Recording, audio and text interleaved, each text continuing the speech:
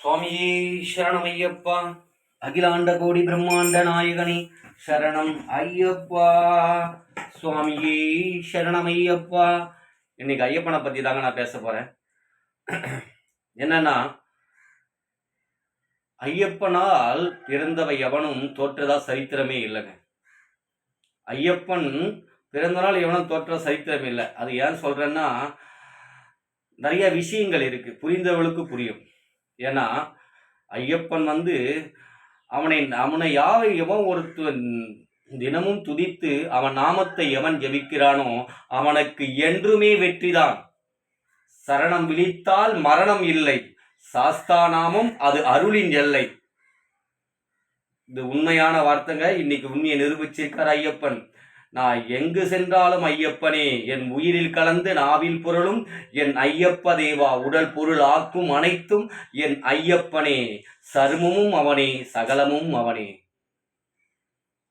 பாருங்க, இன்னைக்கு ஸ்ரீ கண்கண்ட தெய்வம் ஐயப்பா சேவா ட்ரஸ்ட் ஒரு காலத்துல கொரோனா டைம்ல இருந்து என்னால் முடிஞ்ச அளவுக்கு, நான் ஒரு ஜிம் கோச்சு தான், என்னால் முடிஞ்ச அளவுக்கு நான் உதவி பண்ணியிருக்கேன். ஏதோ நான் வாங்குற சம்பளத்துல ஒரு இது ஒதுக்கி நான் முடிஞ்ச அளவுக்கு இங்கே பிளாட்ஃபார்ம் இருக்கணும், அவங்க இதுவாக இருக்கணும், என்னால் முடிஞ்ச சாப்பாடு என் ஒய்ஃபு செஞ்சு கொடுப்பாங்க, நான் செஞ்சு எடுத்துகிட்டு போய் கொடுத்துருக்கேன்.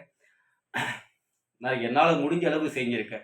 நிறைய பேர் பிள்ளைங்களால் கைவிடப்பட்டங்க அப்பா அம்மா, அவங்க தனியாக இருக்காங்க. அவங்களுக்கும் என்னால் முடிஞ்ச உதவிகளை ஜிம்மு மூலியமாக ஏதோ அவங்களால வருஷத்துக்கு ஒரு புடவை, அவங்களுக்கு பாவாடை, துணிமணி, சாப்பாடு, எது என்னமோ என்னால் முடிஞ்சு ஐயப்பனர்களால் செய்துக்கிட்டு இருக்கு. வெளியே எங்கேருந்தும் எனக்கு ஐயப்பன் பணத்தை கொடுக்கல, அங்கேருந்தும் எனக்கு ஐயப்பன் பணத்தை கொடுக்கல. அன்னைக்கு ஐயப்பா சேவா ட்ரஸ்ட் ஆரம்பிக்கும் போது சொன்னாங்க, நீங்கள் அந்த ஐயப்பன் பேரில் ஆரம்பிச்சுன்னா உங்களுக்கு எங்கேருந்து பணம் வராது, உங்களை எதுவுமே பண்ண முடியாது. எனக்கு வரவே தேவையில்லை. ஏன்னு கேளுங்க, ஐயப்பன் என்ன நினைக்கிறானோ அதுதாங்க நடக்கும். கடவுள் என்ன நினைக்கிறானோ அதுதான் நடக்கும். அது அவனுடைய ட்ரஸ்ட்டு, ஐயப்பனுடைய ட்ரஸ்ட்டு, பகவானுடைய ட்ரஸ்ட்டு. இது மணிகண்டனுடைய ட்ரஸ்ட்டு அல்ல. அவன் உதவி செய்யறதுக்கு யாருக்கு உதவி செய்யணும், யாரு போகணும், பகவான் என்ன நினைக்கிறானோ அதுபடிதான் நடக்கும். 4 வருஷம் அது டெஸ்ட் ஓப்பன் பண்ணி என் ஐயப்பன் பேர் வெளியே வரலையே என்று எனக்கு மன குறையாதி இருந்து ஐயப்பன் கேட்டு கூட சொல்லியிருப்பான், ஐயப்பா நம்ம ட்ரெஸ்ட் இன்னைக்கு வெளி உலகத்துக்கே தெரியாமல் இருக்குது பகவானே, மனசு ரொம்ப கஷ்டமே, ஐயப்பன் பேரை நான் சொல்லணும், என் தகப்பன் பேரை சொல்லணும், அதுதான் நான் உனக்கு பிள்ளையா பிறந்ததுக்கு ஒரு தகுதி, இல்லைனா உன் பிள்ளையா பிறந்ததுக்கு நான் தகுதியே இல்லை. இந்த உலகத்தில் உனது பயிரை சொல்லாட்டா இந்த ஜென்மம் எடுத்து என்ன பயிர் என்று சொல்லடா நீயப்பா. இந்த பிறவியை பிறக்க வைத்தது நீ, இந்த உலகத்துக்கு இந்த மணிகண்டன் அறிமுகப்படுத்தியவன் நீ, உன் கருவறையில் சுமந்து என் தாயின் கருவறையில் பிறக்க வைத்த பகவான் நீ. அப்படிப்பட்ட சக்தி கொண்ட பகவான் நீ, உன் பெயரை நான் உச்சரிக்கலாம், இந்த ஜென்மம் எடுத்ததே டெஸ்டப்பா, உன் பேரில் டெஸ்ட் ஆரம்பி, இன்னைக்கு எங்கேயுமே தெரியாமல் இருக்கே பகவானே, மனக்குமரில் இருந்தேன். இன்னைக்கு ஐயப்பன் பேர் வெளியே தெரியலேன்ட்டு. ஆனால் அதே ஐயப்பன் கோயில் 2024 அடையார் ஐயப்பன் கோயிலில் நான் பகவானை வேண்டி அங்கே நின்று கொண்டிருந்தேன். ஐயப்பனோட மந்திரத்தை உச்சரித்தேன். அங்கே ஒருத்தர் என்ன பார்த்து அறிமுகப்படுத்துகிறார் ஐயப்பன். அறிமுகப்படுத்தி அவர் மூலியமா பகவான் ஒரு ட்ரஸ்ட், நான் செய்த அந்த தர்மங்களை எல்லாத்தையும் பார்த்து இது பண்ணி இன்னைக்கு ஐயப்பன் பேரை வெளி உலகத்துக்கு கொண்டு வந்திருக்கு. அதோட ஆத்ம திருப்தி. என் ஐயப்பன் பேரை ஸ்ரீ கண்கண்ட தெய்வம் Ayyappa Seva trust best social activist, என் ஐயப்பன் பேரை நான் இந்த உலகத்துக்கு நான் அந்த இது பண்ணதுக்கு எனக்கு அவ்வளோ பெரிய சந்தோஷம். என் ஐயப்பன் டெஸ்ட்டை, என் ஐயப்பன் பேர் அந்த உலகத்துக்கு சொல்லணும் எனக்கு ஆசை. இன்னும் பெரிய மேடையில் சொல்லணும் எனக்கு ஆசை. எனக்கு அது பகவான் சொல்ல வைப்பான் ஐயப்பன். ஏன்னா அவனின்றி அணுவளவும் அசையாது. நான் எந்த ஒரு காரியம் செய்தாலும் என் ஐயப்பன் பெயரை தான் உச்சரிப்பேன். எந்த ஒரு செயலும் செய்தாலும் ஐயப்பனை கேட்டு தான் ஒவ்வொரு விஷயமும் நான் பண்ணுவேன். ஐயப்பனை கேட்காம நான் ஒரு விஷயம் பண்ண மாட்டேன். எங்கள் வீட்டுக்கு தலைவன் என் ஐயப்பன்.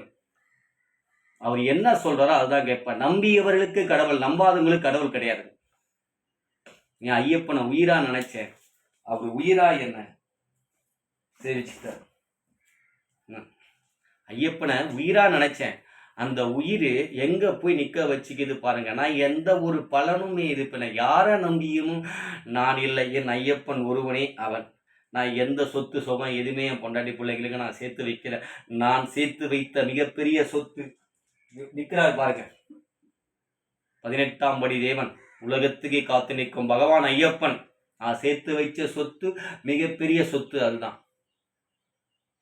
அவனை கோயிலை கட்டி உட்கார வச்சுட்டேன்னா அதை விட மிகப்பெரிய ஒரு இது எதுவுமே கிடையாதுங்க. இன்னைக்கு அவர் கோயில் கட்ட பல சோதனைகள் கொடுத்தாலும் நிற்க வச்சிருவார், அது எனக்கு தெரியும். பகவான் அவர் எங்கே போய் எங்கே வந்தாலும் வந்துடுவார். ஏன்னா நம்ம குமர்றது சாதாரண கடவுள் இல்லை, இந்த உலகத்தை ஆளும் சர்வேஸ்வரன் என் ஐயப்பன். சர்வேஸ்வரன் என் ஐயப்பன், சிவனும் ஹரியும் ஈன்றெடுத்த பகவானை நான் குமரேன். அந்த குமரத்துக்கு எனக்கு பாக்கியத்தம் கொடுத்தா எனக்கு ஐயப்பனுக்கு உள்ள தொப்புள் கொடி அது. அந்த தொப்புள் கொடி உறவு பாருங்க எங்க நிற்கிது பாருங்க. நான் உண்மையானுமே சந்தோஷப்பட்ட நாள் நேற்று. என் ஐயப்பன் சரி இந்த உலகத்துக்கு அறிமுகப்படுத்தி கூப்பிடும்போது அவ்வளோ ஒரு சந்தோஷப்பட்டேன், அவ்வளோ ஆனந்தப்பட்ட. எல்லா புகழும் இறைவன் ஒருவனுக்கே, என் ஐயப்பன் ஒருவனுக்கே. சுவாமியே சரணமையப்பா, சுவாமியே சரணமையப்பா. ஓம் ஸ்ரீ பூதநாத சதானந்தா சர்வபூத தயாவரா ரக்ஷ ரக்ஷ மகாபாவு மகாசாஸ்திரி தும்யம் நமோ நமக.